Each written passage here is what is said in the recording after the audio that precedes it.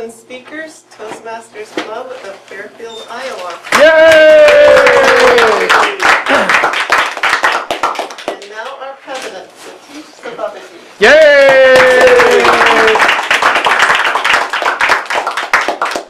Good evening and welcome all. The mission of every Toastmaster club is to provide a mutually supportive and a positive learning environment in which every individual has the opportunity to develop oral communication and leadership skills, which in turn foster self-confidence and personal growth. Yay! That's what you're all looking for. You're all in the right place. Yay! Yeah, we are. And we have a guest there. Do you mind standing, giving your name and what brought you here? I'm Bruce Grady, and I want to change the world, so I thought maybe I should learn how to speak.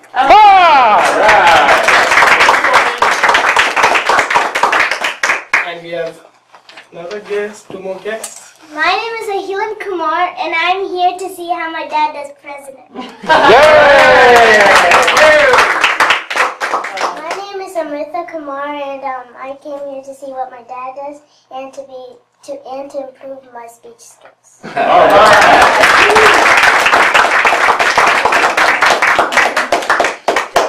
No further delay, I turn the meeting over to our Toastmaster, who will introduce the theme of the day and the role players, Jyoti Raj Adhikari.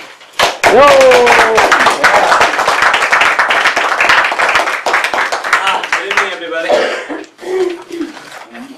Fellow Toastmasters, guests, viewers at home. As usual, we are at this hall for our Toastmaster meeting on Tuesday at 7:45. So the theme of the meeting tonight is excellence. It's a good theme. We are here to get the excellence. We are here to learn how we speak, how to speak, how to present ourselves in front of people. What we repeatedly do. Excellence then is not an act, but a habit. Aristotle. I think that means if we do something repeatedly, that will turn to excellence. So I heard that from the same platform long back. It was Alex who presented a speech. He said that the Beatles, the group of Beatles, did their music, this practice. I mean, they played for around 10,000 hours. So they became masters. So I think it means what you repeatedly do will give you the excellence. And that will become a habit. I mean, you learn that how to do that. That is excellent. So without further delay, I would like to introduce the role player of the day. So today, our counter is Seth Brown. Seth, will you please?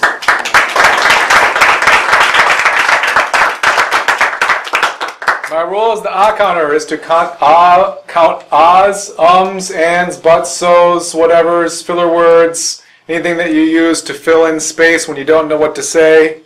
If you repeat yourself, mumble or stumble, I will be tracking you. I will be tracking you like a warrior. Thank you.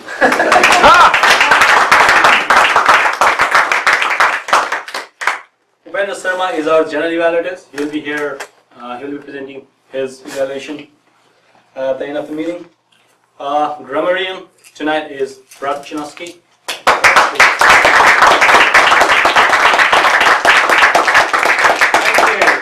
Mr. Toastmaster, fellow Toastmasters and viewers at home.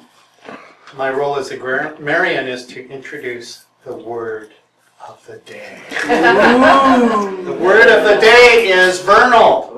Anybody ever heard of it? Yay!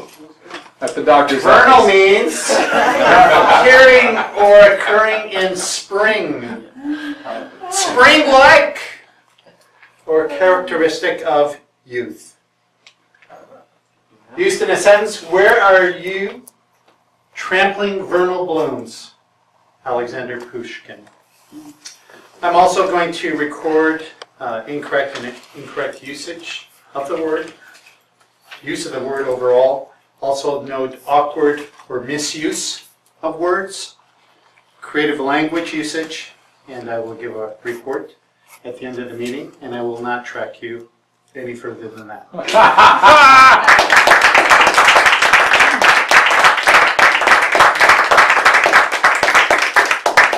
Mr. Bildar, he is the timer who keeps time of our speakers and evaluators. Bill, please. Thank you, Mr. Toastmaster. Time is a very vernal thing in this meeting. Table topics are 1 to 2 minute speeches, and the green light will go on at 1 minute, the yellow light at 1 minute and 30 seconds, and the red light goes on at 2 minutes and remains on until the end of the speech. Prepared speeches are usually 5 to 7 minutes, with the icebreaker being 4 to 6 minutes. And this evening we have a speech that will be 6 to 8 minutes. So the green light will be on at 5 minutes, yellow light at 6 minutes, red light at 7 minutes, and for the 6 to 8, 6, 7, 8. Evaluators, 3-minute speeches. The green light will come on at 2, yellow light at 2 minutes and 30 seconds, and the red light at 3 minutes and remain on until the end of the speech. All speakers do have 30-second grace period after the red light is turned on. Table topic speakers must speak for at least 1 minute to qualify for the vote. Thank you.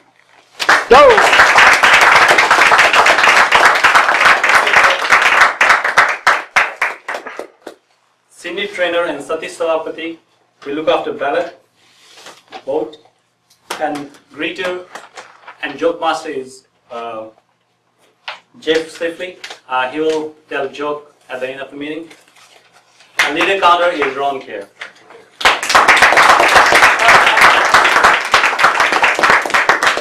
As usual, we have 3 sections of the meeting. First is table topic, second is prepared speeches, and third is evaluation section. And at the end of the meeting, we'll present the report. So without further delay, I would like to welcome Art Atkinson, our table topic master tonight. He will tell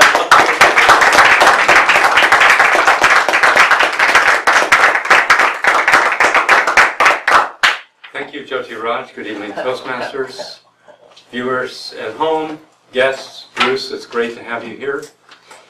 Excellence as a theme. What a juicy, fabulous subject.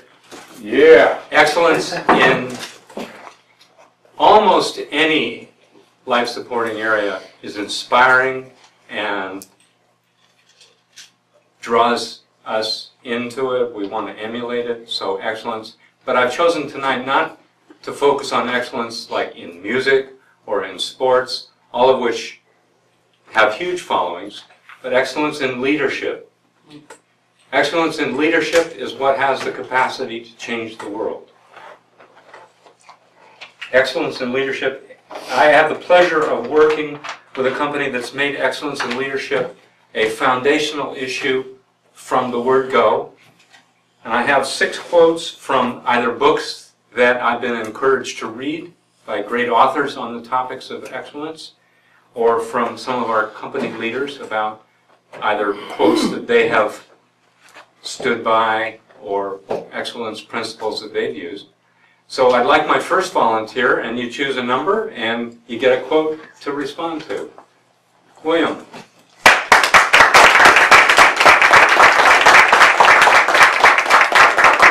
Between 1 and 6. number 1. Okay. From John Maxwell, The Right to Lead. This is a quote from Molière. Men are alike in their promises. It is only in their deeds that they differ. Men are alike in their promises. It is only in their deeds that they differ. Molière. Wow. Art, you could have been speaking to me directly, almost as a scolding parent or as a leader looking to inspire me and kind of bring me up. Because personally, this is probably one of my biggest issues and biggest areas to improve myself, to also be able to lead others in this regard. It's easy to say, I'm going to be here on time. There you go. I am here at 7:30. I said I can make it in time. I was late. I said, she's taking time out to be here on time, to make sure that I'm ready to do my role. She took time out of her schedule. She took initiative as a leader, and I didn't really. I was here at 7:35, maybe 7:40. I didn't do my part. She did hers. And as a leader, when you don't fulfill your side, you destroy. Maybe not in this case, it's not that severe, but trust. Over time, you really degrade the belief that you really trust your people and that you can really do what you say you're going to do. Because they need to know that you back them, that you support them, that you're there for them with every issue that comes up. And if your words don't match your deeds, then it's easy to, talk is easy, but delivery is a challenge. Thank you, Eric.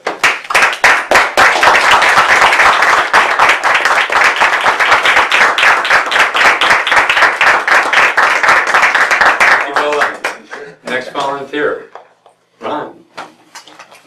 I know this is a favorite subject. Two. Again from John Maxwell, Right to Lead. This book is so rich. From Miguel de Cervantes. He who loses wealth loses much. He who loses a friend loses more.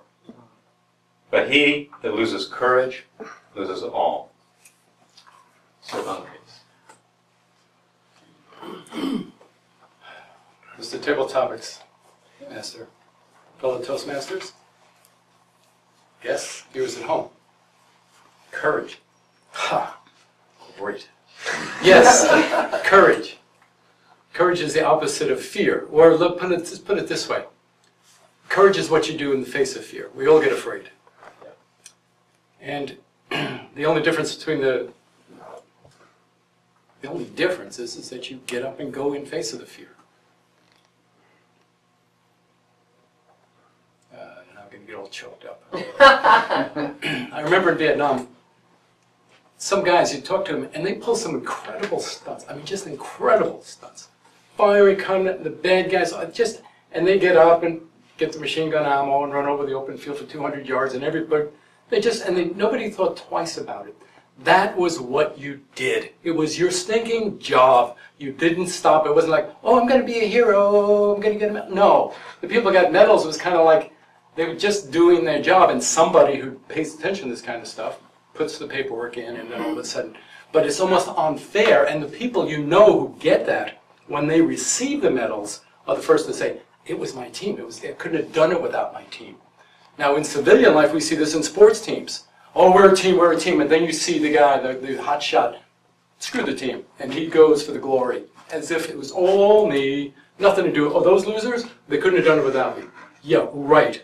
And this is what happens, the grandstanding, and it demeans everyone, but it's become part of our culture, part of the culture that is going to need to go away and is starting to go when we realize that the true courage is facing the fear, doing the job anyway, and putting the credit where it's due. And a quick note, Sergeant John Barcelona, the most decorated Marine in World War II, got the Congressional Medal of Honor. Every time they asked him, they sent him on a bond drive all over the U.S. They said, tell us, oh, you're killing jobs. All he could see in his mind was 9 dead comrades. That's all he could see. Not, oh, yeah, we're killing. Everyone's all caught up in that.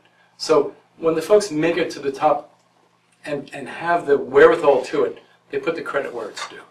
And may all of us, and may I be able to step up to that.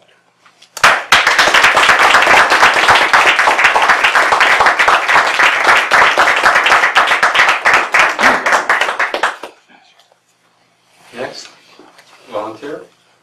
Yes. Oh. Vera. Vera. Yeah.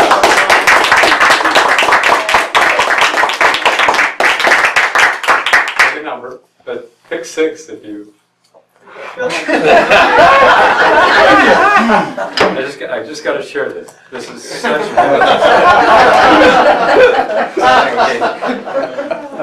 This is from a woman named Jerry, a personal friend. The idea of leaders creating leaders. There are 2 types of leaders. One, a leader who creates followers, and another, a leader who creates more leaders. We've experienced that directly in this club. And her friend Leslie, who finished the thought. John Maxwell has the quote, "A legacy is created only when a person puts his organization in a position to do great things without him."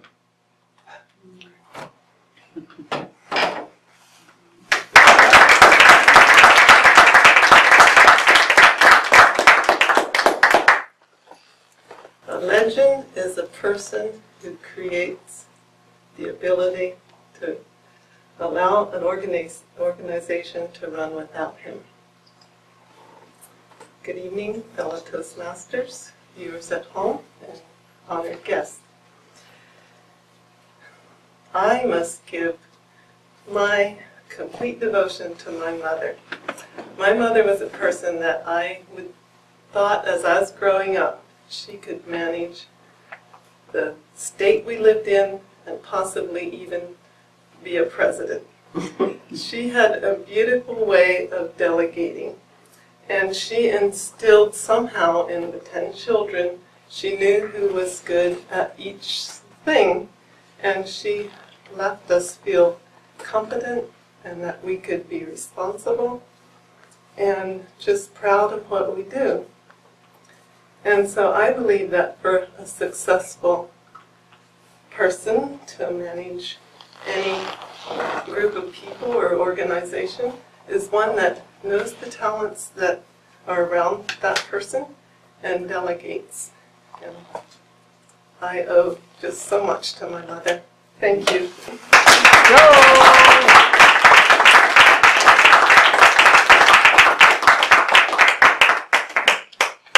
I think we are done. Mr. Toastmaster.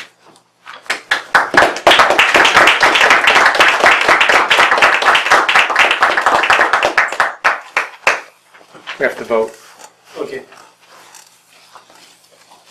Yes, all 3 qualified. Will, Ron, and Vera. Welcome back. Let's go upon Darlene Martin, tabletop evaluator, to evaluate our speakers.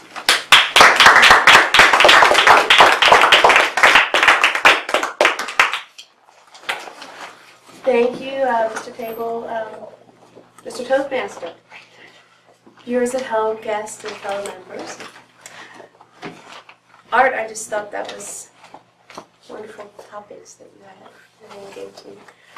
So first we had William, and I really liked how you started out with wow. It was very engaging and you had great energy and very passionate.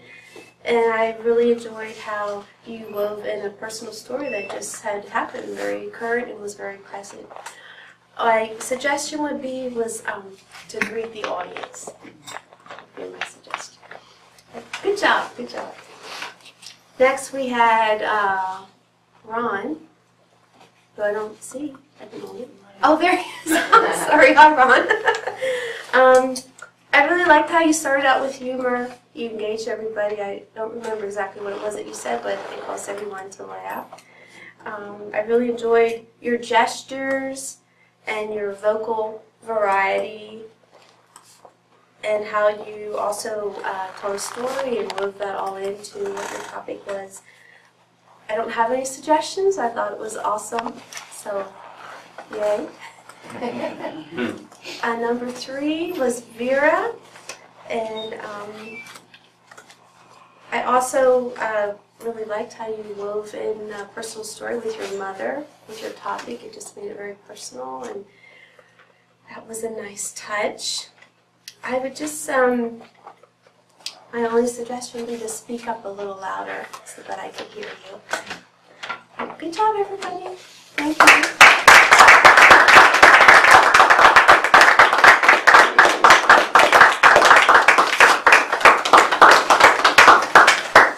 Now we move to the prepared speeches section.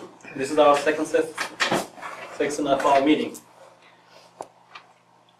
Let me call Will Burns to read objectives for Dan Danbo for her speech.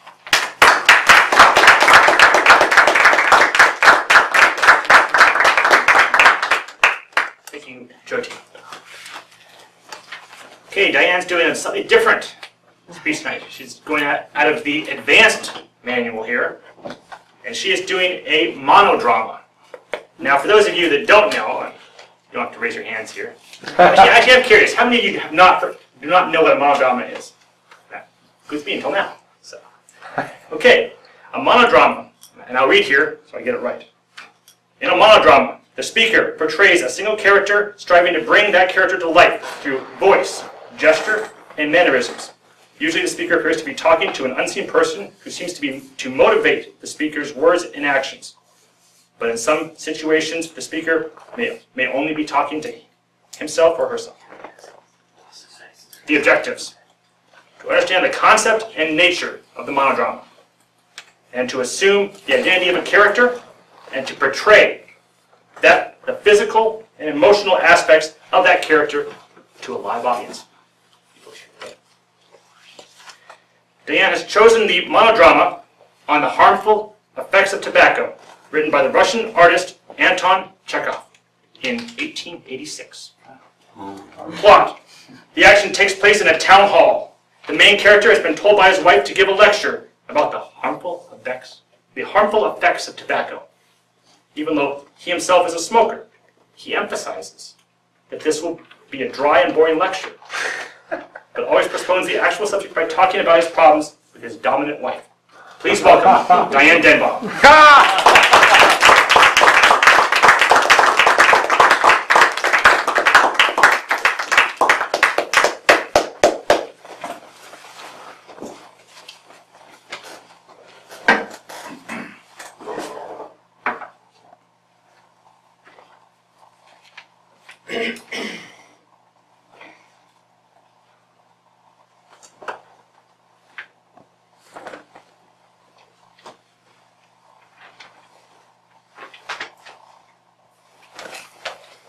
Ladies, and so to speak, gentlemen, it was suggested to me by my wife that I give a public lecture here for charity. Well, if I must, I must. It's all the same to me. For the subject of my lecture today, I've taken, so to speak, the harm done mankind by the use of tobacco. I smoke myself, but my wife told me to lecture on the harmfulness of tobacco. And so what's to be done? Tobacco it is. It's all the same to me. But ladies, and so to speak, gentlemen, I urge you to take my lecture with all due seriousness, or something awful may happen. If any of you are afraid of a dry, scientific lecture, cannot stomach that sort of thing, you needn't listen. You may leave. Are there any doctors present? If so, I must insist that you listen very carefully, for my lecture will contain much useful information, since tobacco, being somewhat harmful, contains certain medical properties. For example, if you take a fly and put him in a snuff box, he will die, probably from nervous exhaustion. Tobacco, strictly speaking, is a plant. Yes, I know, when I lecture, I blink my right eye. Take no notice, it's simple nervousness. I'm a very nervous man, generally speaking. I started blinking years ago in 1889. To be precise, on September the 13th, the very day my wife gave birth to our, so to speak, fourth daughter, Barbara. All my daughters were born on the 13th, but time at our disposal is strictly limited. I see I have digressed from the subject. I must tell you, by the way, that my wife runs a boarding school. Well, not exactly a boarding school, but something in the nature. Just between us, my wife likes to complain about hard times, and yet she packs away bundles of money. At the school, it is my lot to look after the housekeeping. I buy supplies, keep an eye on the service, the books, I catch the mice, I walk the dog. I exterminate bed bugs. Last night, pancakes. Made too many. Keep the pancakes, put them away. What did I do? I ate them. And guess who comes in with no humor? Guess what she calls me? Scarecrow, viper, devil. What sort of devil am I? She's always out of humor. I didn't eat those pancakes. I wolfed them down. I'm always hungry. I've strayed from the topic. Oh, by the way, I should tell you, too, that aside from those duties, I teach math, physics, chemistry, geography, and so forth. For singing and dancing, you pay extra. You have to give it to her. Guess where our school is located? At Dog Alley number 13. I suppose that's why my life has been so unlucky, living in house number 13. All my daughters were born on the 13th. I think I told you. Did I tell you our houses have 13 windows? What's the use?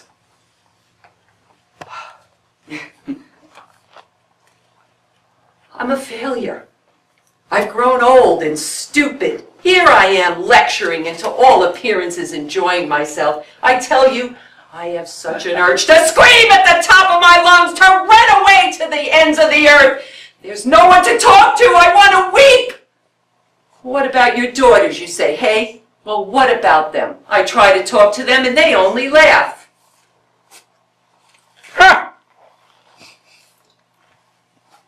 I'm miserable. I've become a fool, a non-entity. But then all in all, you see before you the happiest of fathers. Why shouldn't I be? And who I am to say that I'm not? Oh, if you only knew. I've lived with my wife for 33 years, and I can say they are the best years of my life. Well, not the best, but approximately the best. They have passed, as it were, in a thrice, and well, to hell with them.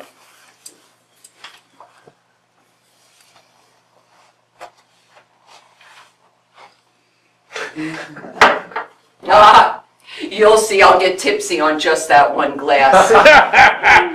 Then I feel so happy and at the same time so sad. It's unimaginable. I think of my youth and then somehow I long to run away, to clear out. Only if you knew how I long to do it. To run away, to be free of everything. To run from that vile, mean, cheap life that has made me into a fool, a miserable idiot. To run away from that stupid, petty, hot-headed, spiteful, nasty old miser, my wife, who has given me 33 years of torment. To run from the kitchen, the music, the cats, the ledger, those mundane, trivial affairs. To run away and then stop somewhere far, far away on a hill and stand there like a tree, a pole, a scarecrow, under that great sky and the still bright moon, to forget.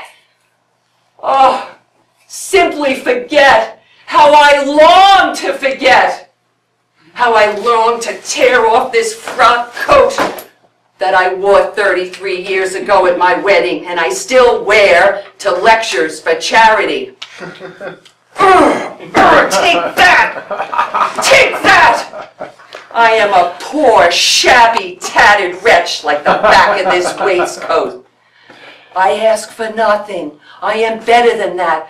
I was young once. I went to the university. I had dreams. I thought of myself as a man. But now I want nothing. I want nothing. I want peace. Peace. She's here. My wife is there in the wings waiting for me. I see our time is up. If she asks you, I beg you, please, please, please, I beg you, tell her that her scarecrow husband, I mean the lecturer, me, behaved with dignity. She's looking at me. Given that tobacco contains a terrible poison, which I have had the pleasure of describing to you, smoking should at all costs be avoided, and permit me to add my hopes that these observations on the harmfulness of tobacco will have been of some profit to you. And so I conclude.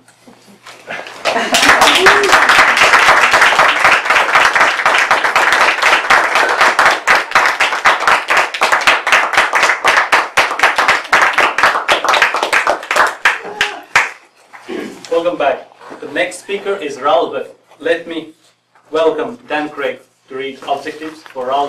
He's doing his 8th speech.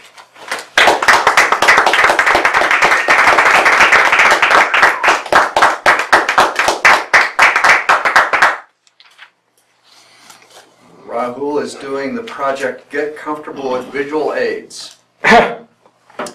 His objectives are: select visual aids that are appropriate for your message and the audience. Use visual aids correctly with ease and confidence.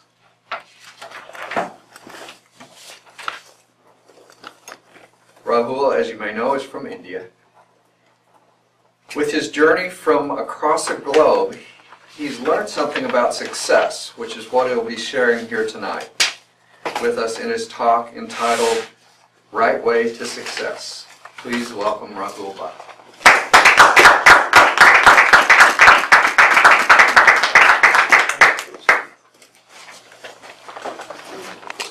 Good evening, friends, fellow Toastmasters, guests, and viewers at home. My name is Rahul, and today I'm about to ask you a very simple question, and I hope my visual aid for that question leaves you with an idea that will forever be with you in your memory.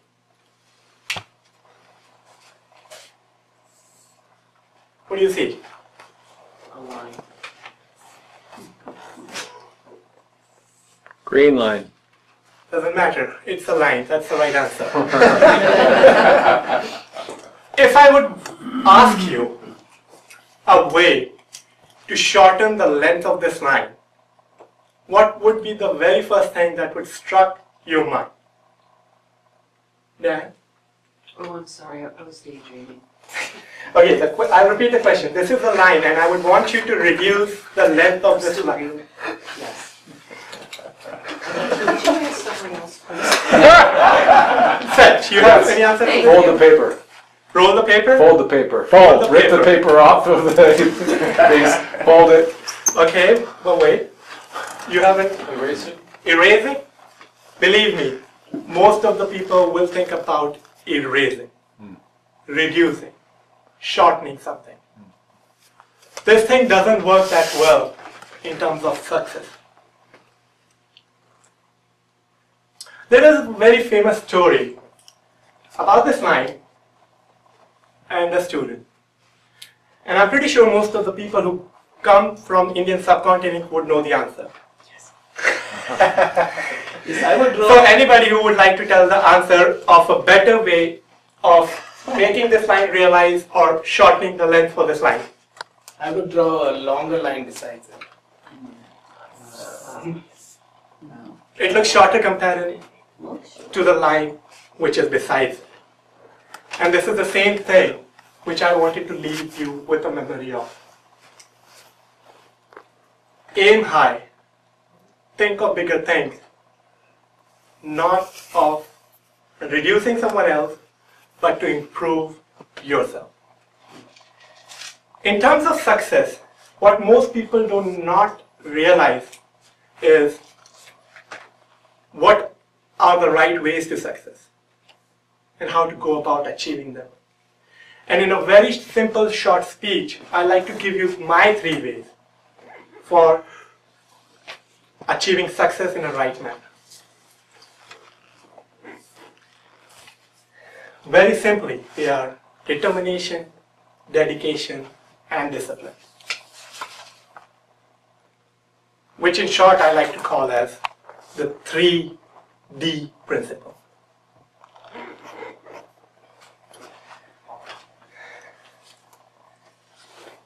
Going with this imagery that you have in front of you, can anybody tell me of a time when you have to think about achieving a goal and the way you went about achieving that goal? Okay, I'll give you a very common example if you can't think of. I was weighing 210 pounds at one stage in my life, which was not that long ago. And if you would weigh more than what you should, what would be the way that you would think of? Change your eating habits. Changing your eating habits, eat less, Hang out, but would hang out. hang out with bigger friends. Hang out with bigger. It's the idea that you would get, but that doesn't work. What would come to my mind is the same thing, but what would be missing is to persist with that idea. Usually you see those ads where people tell you about shortcut ways to reducing your fat, and many people would want to do that. And that happens almost in every other instance of your life. You try to take the shortcut. Doesn't work that way. When I was working on that time, when I had to lose my weight, I had to work continuous 4 months, spend time in gym, eat less, eat right, and just persist and persevere with dedication, determination, and discipline. There's one story that I'd like to tell you here, this was my personal story of something where I experienced what was the right way for success. In this story, there was a king, and he was fighting to get back his own land. He was fighting to get back his own land. He fought 6 times, lost 6 times. When he lost for the 6th time, he went into hiding in a forest, in a cave. In that cave, he was sitting and he was realizing onto his past as to what he has done. And he was thinking, maybe he should give up. At that moment, he saw a spider trying to crawl up a wall, falling down, and he started counting. 1, twice, 17 times it failed. So finally, in the 18th attempt, it climbed and went where it needed to.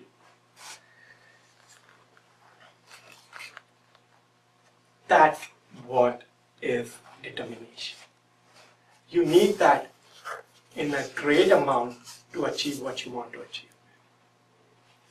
Dedication. To tell you very shortly about dedication, it's not about what you can give to others, but it's all about what would make you do something for others. Dedication. Be dedicated to your cause, be dedicated to your family, be dedicated to your friends in order to achieve the right success. Today's quote from Aristotle is a very good quote for excellence. And the quote is, "We are what we repeatedly do. Excellence then is not an act but a habit." But it also talks about one other very famous quality, which is discipline. If we keep on doing something repeatedly, we need to be disciplined in order to do it right. So I hope with my small visual aid, I was able to make you think on a point of getting the success the right way. Thank you.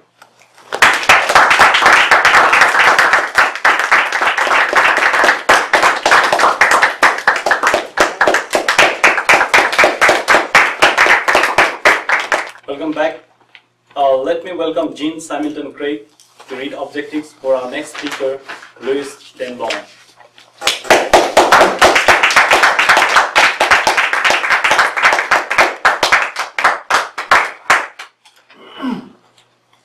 Louis is going to be speaking tonight from project number 7 in the Competent Communicator Manual, Research Your Topic. Well, this is number 7. This is, in fact, his final speech in the Competent Communicator Manual. Yeah! At which time he'll be able to see.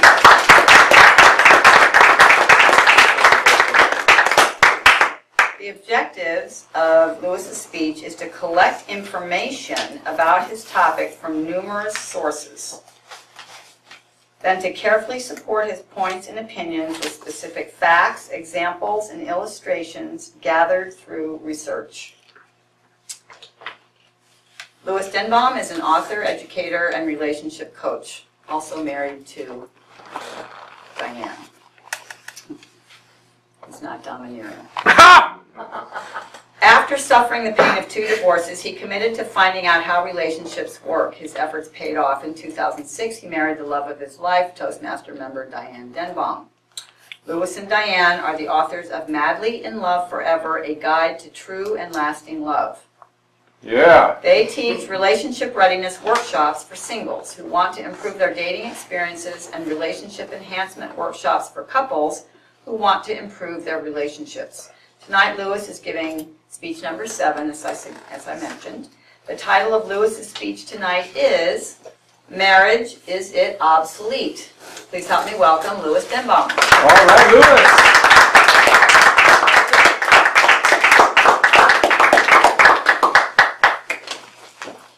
Good evening, Mr. Toastmaster, club members, guests, and viewers at home. Someone once said that marriage isn't a word, it's a sentence. Now, seriously, folks, marriage is a great institution. I'm just not sure I'm ready to live in an institution. For decades, people have been telling denigrating jokes about marriage. Tonight, I would like to look at the trends of marriage in the United States of America.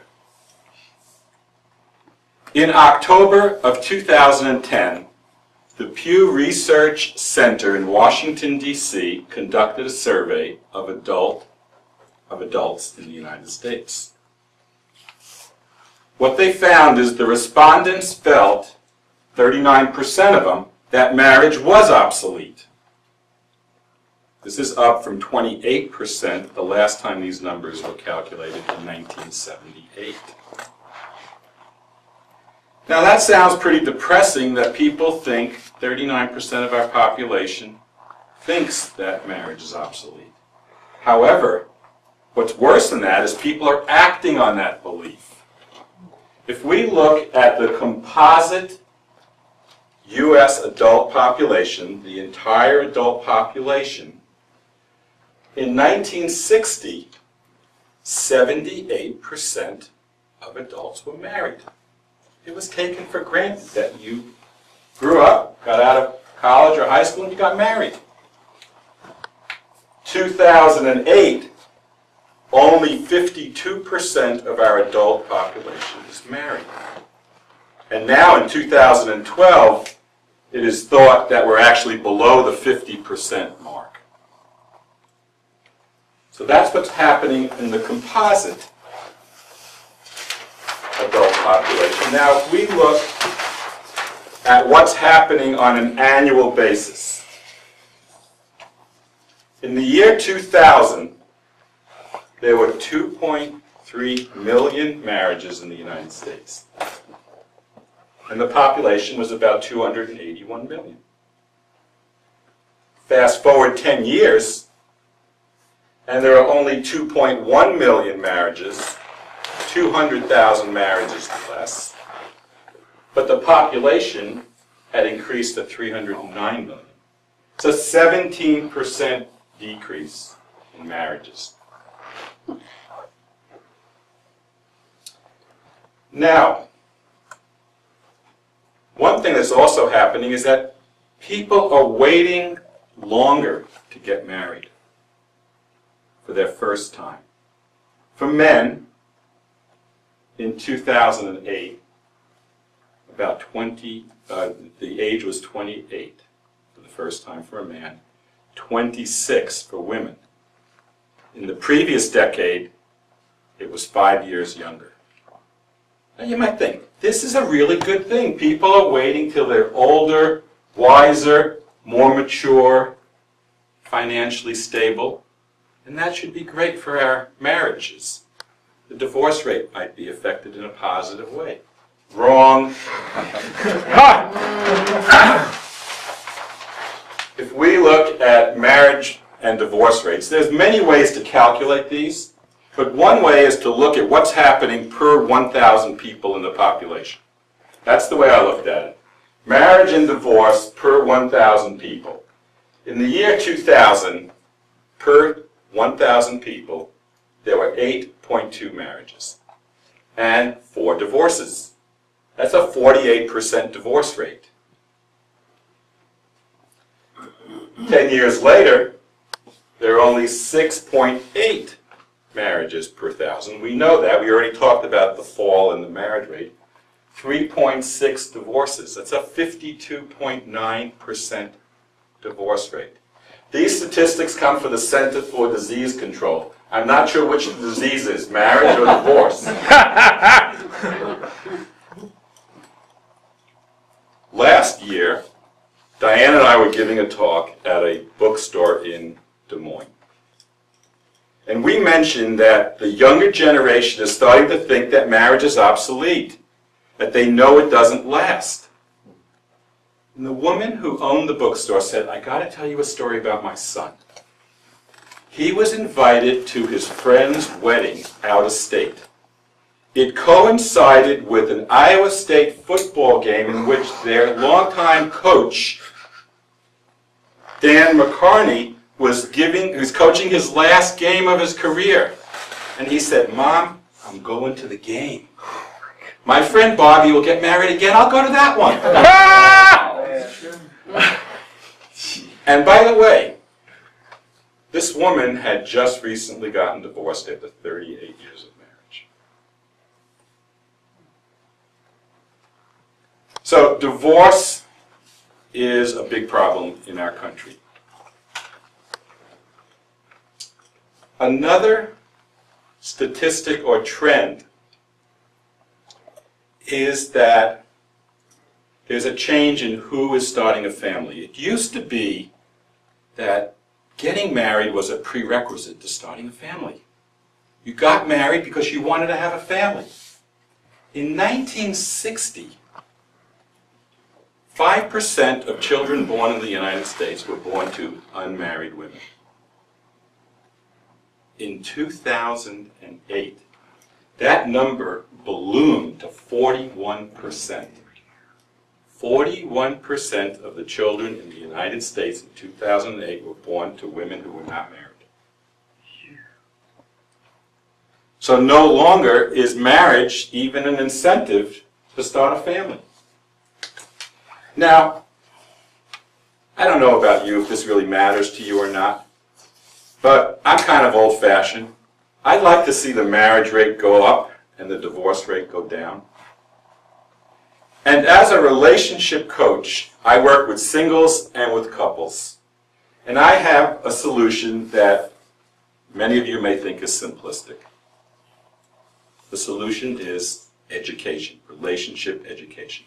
This country is filled with incredible relationship experts. Harville Hendricks, John Gottman, John Gray. They're all out there, and there is a great need for relationship education starting in middle school, high school, college, and continuing education. We need to teach people who they are and what they want in a relationship. We need to teach them how to listen, how to speak wisely, and how to have boundaries in their relationships. So tonight, I've talked to you about the trend in marriage in the United States. And I've also recommended to you that we institute relationship education to reverse these terrible trends. Mr. Toastmaster, thank you very much.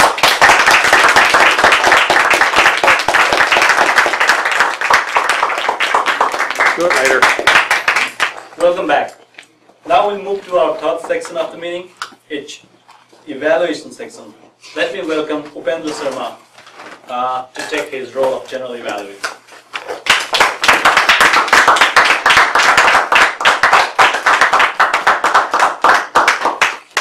The first evaluator is Darlene Martin, and she has to leave for some reason. She's done. Oh yeah, she has evaluated already. Okay. The second is Will Byrne for Diane.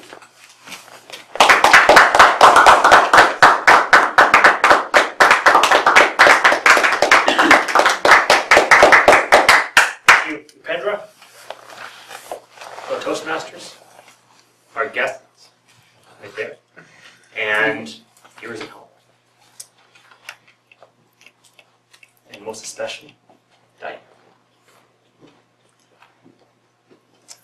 We recently had a really good presentation on evaluating, and I took a lot of things from that, including that you should use the manual. So I'm going to use the manual. Off the top. Was the character clearly defined by the speaker? Yes, he was. If it's a henpecked, regretful, but kind of dutiful character, which I think it was.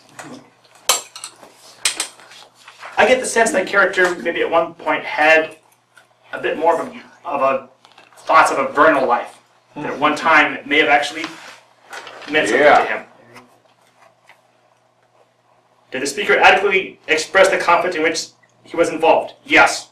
That desire for freedom, but really that constant kind of the ball and chain or the handcuffs.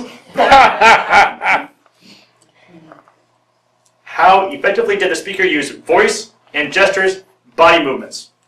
Diane, she's a pro, and she did this. Yeah. Hands are up here. She's coat on, coat's off. She's throwing it down. And those are all gestures. Voice was great as well. This one might surprise you. Did the speaker successfully avoid eye contact with the audience? Yes, by and large. I think there may be a slight glimpse, but this is different from other speeches, and she nailed it. Always structure your speech to the material. She did that. With what parts of the monodrama did the speaker appear most comfortable? She had a decent start, but I feel like really in the body, she really picked up steam and did a really good job of just moving through that. Did the speaker display any distracting mannerisms? I didn't. There were tics, there were the eye thing, but they're all part of the character, and I think that's great, Diane. What could the speaker have done differently to improve the presentation? I don't know. I tried, because this, to me, it's important. If I'm going to be up here, I got to find something. And maybe I pull out that slight glance, but really phenomenal. And I want to. And finally, what did I like about the presentation? A lot. In the pursuit of excellence, and to be a leader, you need to push boundaries. And Diane did that today, pushing into a different topic than I've ever seen before in my 5 months.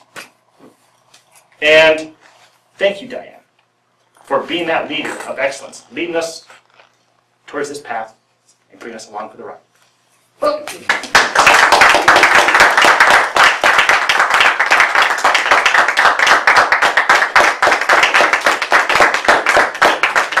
Second ballot is Dan Craig for Rahul Watts.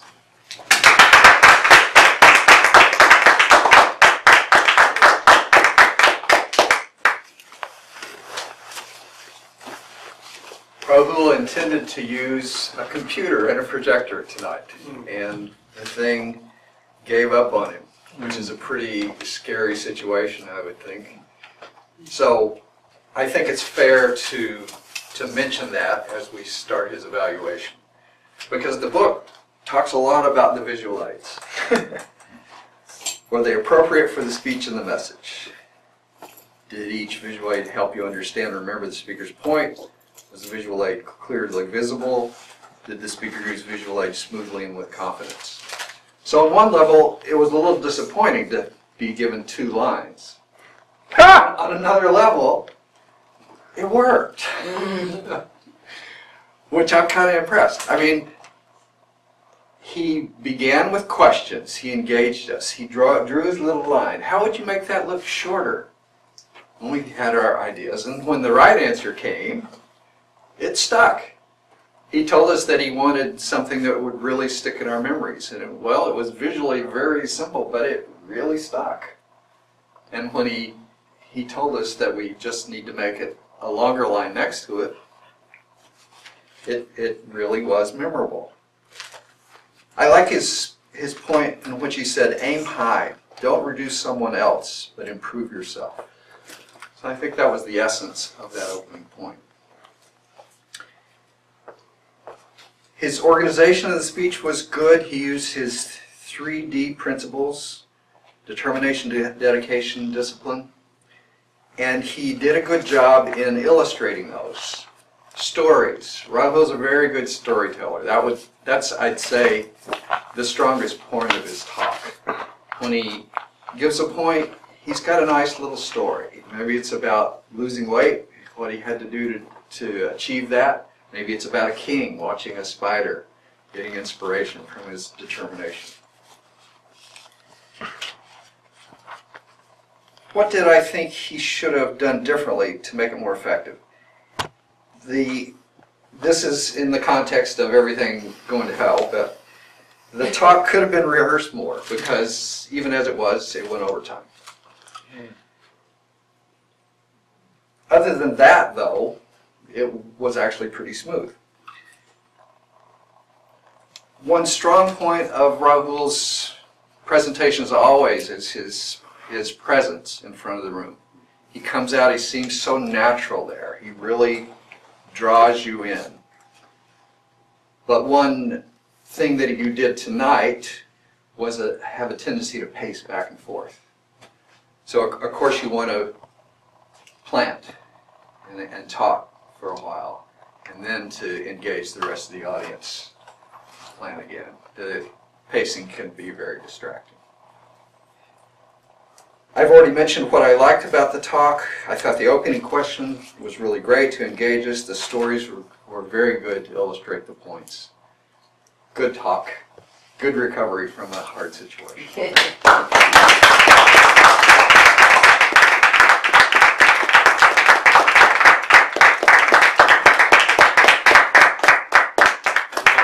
Now it will Craig for Louis.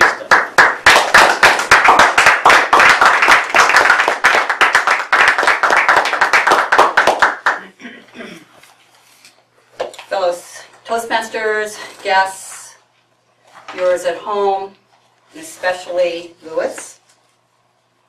I'm going to use the manual to evaluate very high level, very competent speaker. How well did the speaker's topic apply to the audience? I thought was very relevant. Everybody in the room is either single, married, considering marriage, getting married, Rahul, or divorced. Covers everybody. And you guys are paying attention. Was the topic well researched? I thought very well researched. He used a variety of sources.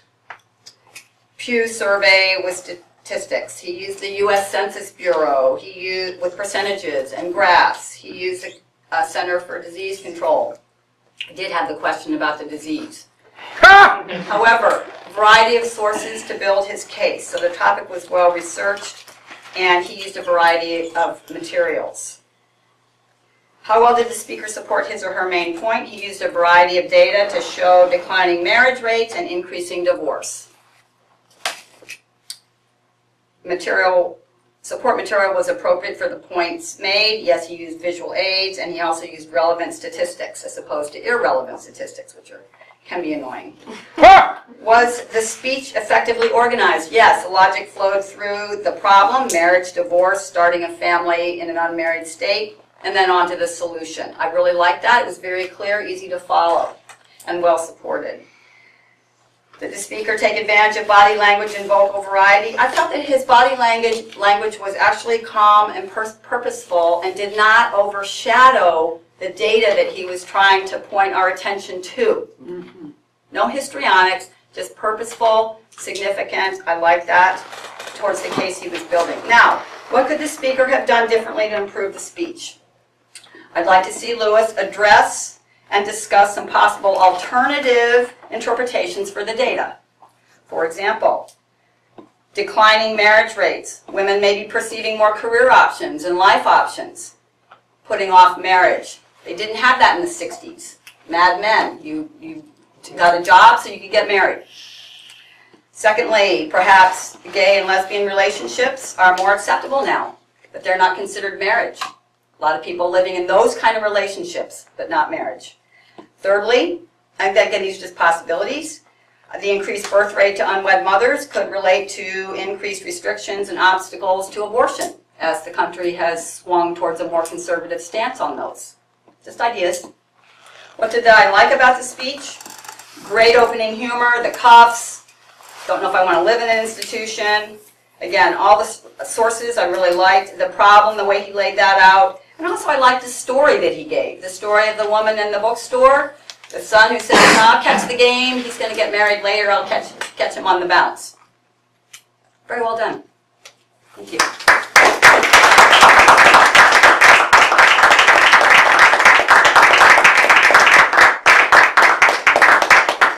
You have 2 minutes to evaluate the evaluators. Vote. No. Vote. Or to vote. Who qualifies? All the evaluators qualify. Darlene, Will, Dan, and Jean Symington Craig. Now we'll get 1 minute report from the timer, Bill Dyer.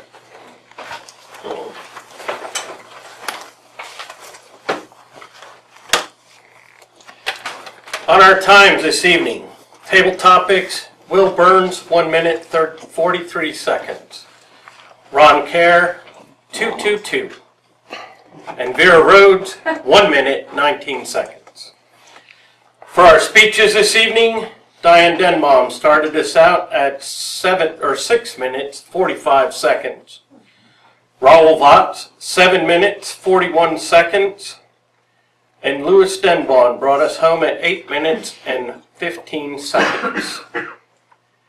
Table topics evaluator tonight, Darlene Martin, 1 minute 51 seconds. Good job. The speech evaluators, Will Burns, 3 minutes even. Dan Craig, 3 minutes 22 seconds. Yeah. Jean Symington Craig, looks like a Bible verse, 3:14. Yay! There's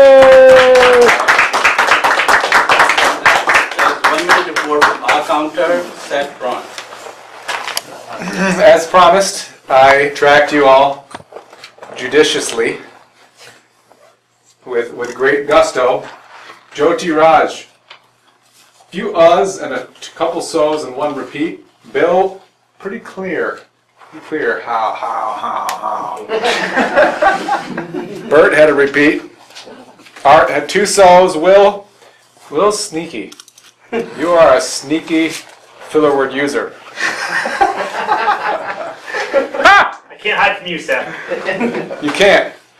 Excellence in filler words. So here's the deal. Will speaks filler words very fast. He puts a bunch of filler words in faster than you can almost hear them come out. But they're there. So actually I would challenge you to experiment with this idea of pausing and just slowing down a little bit.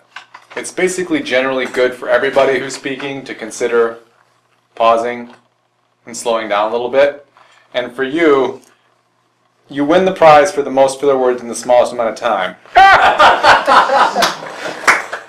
Excellent. Ron Kerr, basically the same advice except even sneakier. Because you're a very adept speaker. There are just less of them, but every once in a while you do these repeats where you're about to say something and then you change direction. And it's like, I'm going to, and it's just these little moments. So from an advanced speaking perspective, Vera looked clean. Darlene had some ums and ands and uhs and so's. Diane had 3 repeats. Everything else was clear. Yeah, sure it was. Raul, good use of pausing. You really paused a lot instead of using filler words, but you did have a couple repeats. Louis, couple repeats, a so and an and. The so and and came in the last 30 seconds of your speech. You were clear up into the end. I think you got hurried or something. And Dean had a couple hands. Whoops. Whoops. That was illustrative. Come on. It was vernal. Dan Craig, a couple so's, 3 bucks. That is the counters report for March 28th. Yay!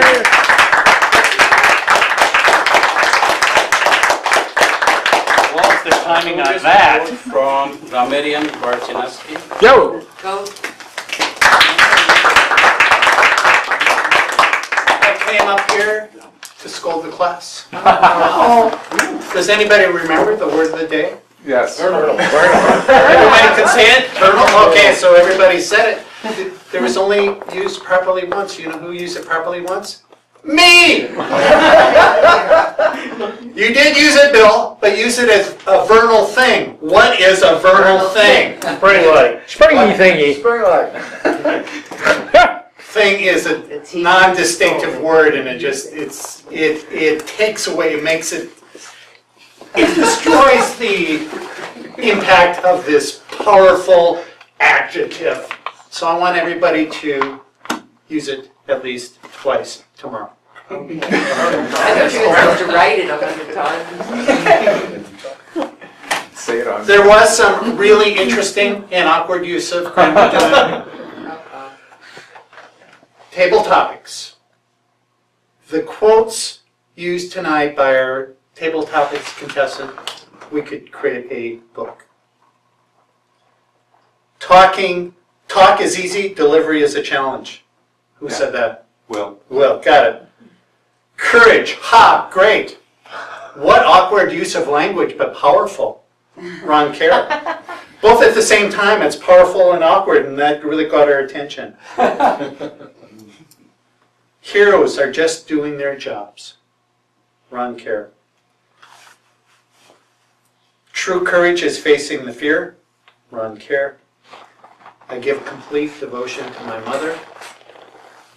Vera Vaughn. And she also said her mother could be president. I thought that was wonderful. Of course, during Diane's talk, a lot of really colorful language. My favorites was, I live at Dog Alley, number 13. No wonder I'm so unlucky. All my daughters are born on the 13th.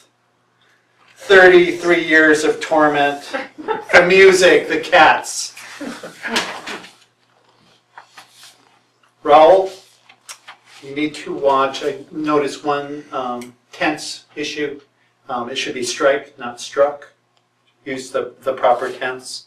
But I did like your use of the 3Ds, but I would have used it even more dramatic to think in terms of 3D movies.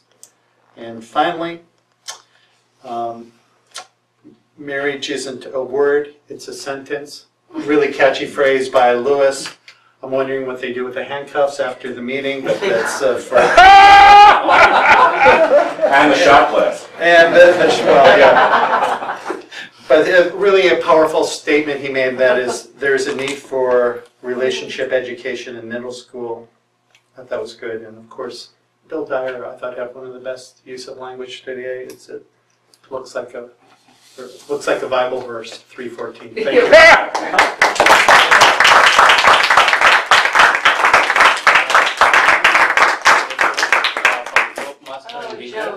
Yes, Toastmasters. Yeah.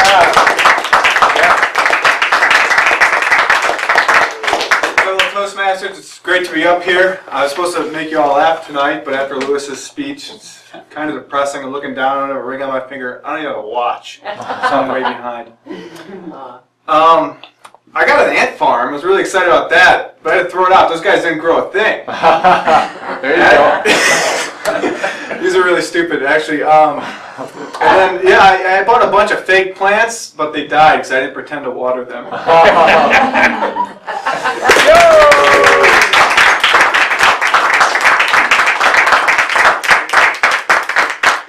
Now, 4 minutes report from General Evaluator, that will be me. And we have 4 evaluators. First is Darlene Martin. She was a table topic evaluator. And I really liked the way she came, her total presence. She thanked the audience, she complimented each speaker, and she was very cheerful. For William, she said she liked your personal story, she complimented, she encouraged you, wow, the total presence. Then Ron, she identified your humor, your gestures, your vocal variety, told a story, and it is okay sometimes to say, I have no suggestion. Because for Ron, there was no suggestion. So it's totally acceptable being honest while you're here. And then for Vera, she liked the personal story, and she was very, very compassionate when she was talking to the Vera, you know. Her whole body was speaking, and so you talk about your mother, you know, like she was personalizing. Oh, I would have talked about my mother too. A suggestion is speaking a little louder. Very valuable suggestion. Then we have William Byrne. He evaluated Diane for monodrama. He identified your audience participation in the beginning. You know, he read objectives, he thanked, greeted. He was also very pleasant. Used manual. I read objectives. When I'm talking to you, I'm just saying, oh, I'm supposed to say fellow Toastmasters and friends, and you can always amend in the end or beginning, you know. So it says, okay, especially William. If I'm talking to William, I should be looking at him. I apologize because I just got carried away. But it was very conversational when you were talking. You appreciated. You mentioned the strength, and you said no suggestion. Honesty, and you said you push the boundaries. And I like that pushing the boundary type of thing. In every accent, the excellence comes when we get out and push the boundaries. Good mention. Then Dan Craig is also very good, and as those who are a teacher, we really know, because if you're marking book of the 7th grade, 8th grade, 9th grade, and 10th grade, you don't give 7th grade suggestion what is ought to be for the 10th grader. You read the objectives and you confine, okay, under this criteria I'm going to evaluate you. It was very good. You stick to the thing. Your voice was very sincere. And on behalf of Rahul, you apologize because his computer was not working, and so I know how it feels. So that was very good. Mention strong point, good organization, 3D principles. And then your suggestions was very good. You should have rehearsed more. We all can rehearse 20 to 50 times over time. And at the end, you ended with a strong point. So the thing about the Oreo cookie, you really personified the Oreo cookie very well. Then Jean Craig, she read for Louis Dunbaum. She read objectives, used manual. As you say, your talk was very well rehearsed. Variety of data. She mentioned the good points of that. And I'm saying I should be saying you mentioned the good point of that. I will do a little better next time. Suggestions were address possible alternative for your cause. And sometimes we can refute it if we have more time, but in 5 minutes, how much you can bring as a suggestive thing. So I think it was very good. She understood. She liked the story. So it was again the same Oreo cookie type thing. She came up with a good point and very good suggestion, very valuable, and end up with a very sweet tone too. Suggestion for each evaluator, how I can do is William, Jean, and Darlene, and Dan. My philosophy of talking is square. You should have a square between the person's shoulder and your shoulder. So even you're talking to the whole audience, stand in front of the person, make an eye contact. If you can lean, you can lean. You're talking to the audience, especially to that person. Same thing for Dan and same thing for Craig. If you can come in front of the person, and if you can 35% of this, it will be good. Thank you.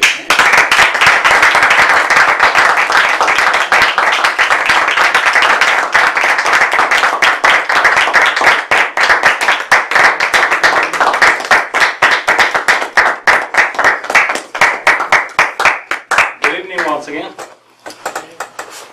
Now we have come to the point where we give the award to the best evaluators. And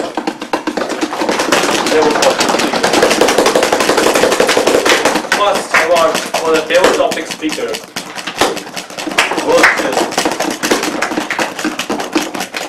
Will Byrne.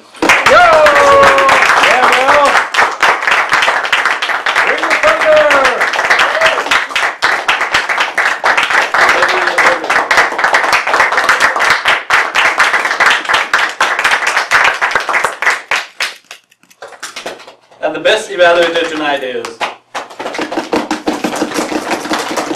Gene. Of course! Shocking.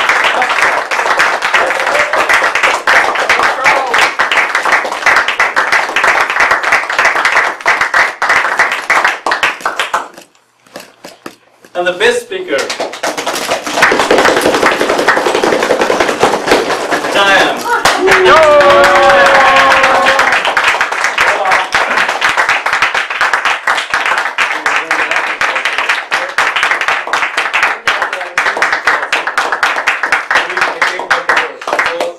Here are the agreements for speakers. Rahul, it is for 7. 8. 8.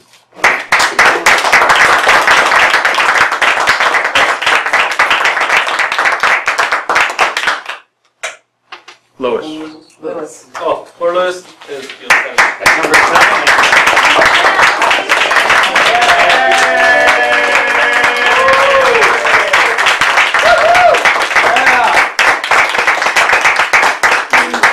Let me welcome again our president, Satish Sabat.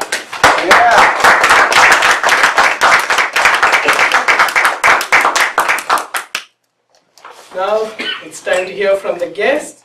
Would you like to share your experience? I really like Toastmasters because I got lots of ideas of how to presentate for show and tell and for other things that I do, activities for speeches and stuff, and I like it.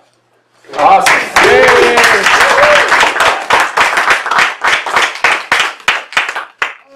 I think I like Toastmasters because it helped me. I got ideas to be better in show and tell at school and to be a better speaker, as I said at the beginning of the Yay!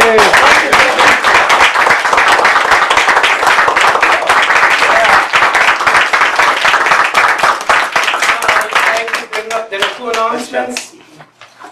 No, he left. Oh, he left. Okay. Gene is going to make an announcement.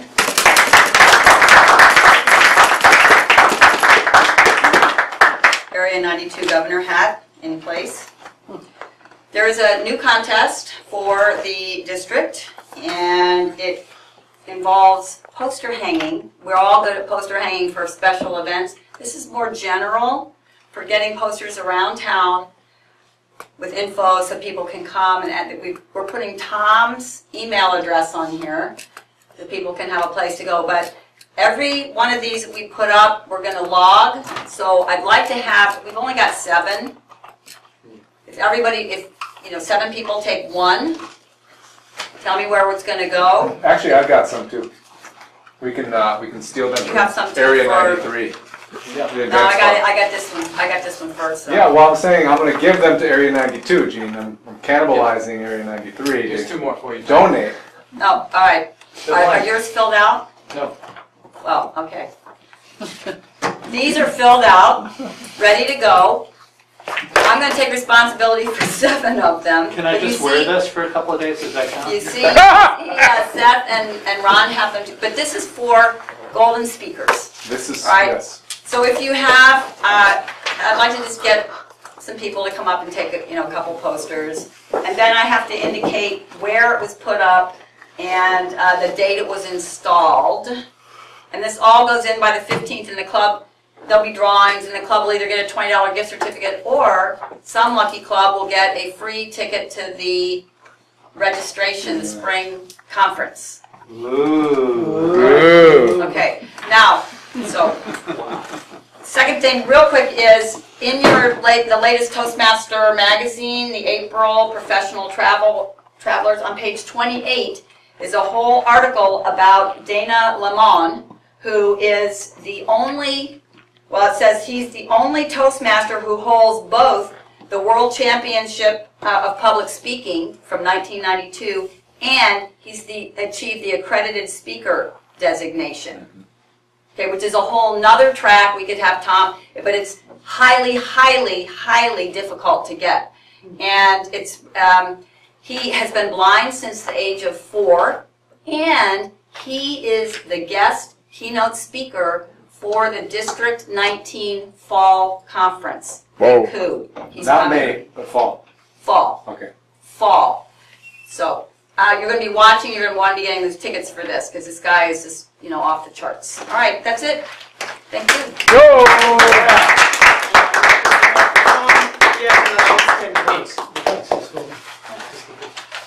I don't do one. Table topics, new members. How many of you don't have a table topics guide? Okay, we'll get them for you before you go. We have a lending library in place. If you have materials now, CDs, DVDs, and stuff like that, please bring them next week. I want to organize it a little bit better. I have some things you're welcome to pick tonight. Third, I'd like to thank Bill, Vera, Jesus, and Seth. And did they acknowledge you for your success? No. No. Last night we had the Area 93 contest. Speakers Trust, our advanced club for here, Fairfield, is part of the 93 area, and he won both table topics and the international speech.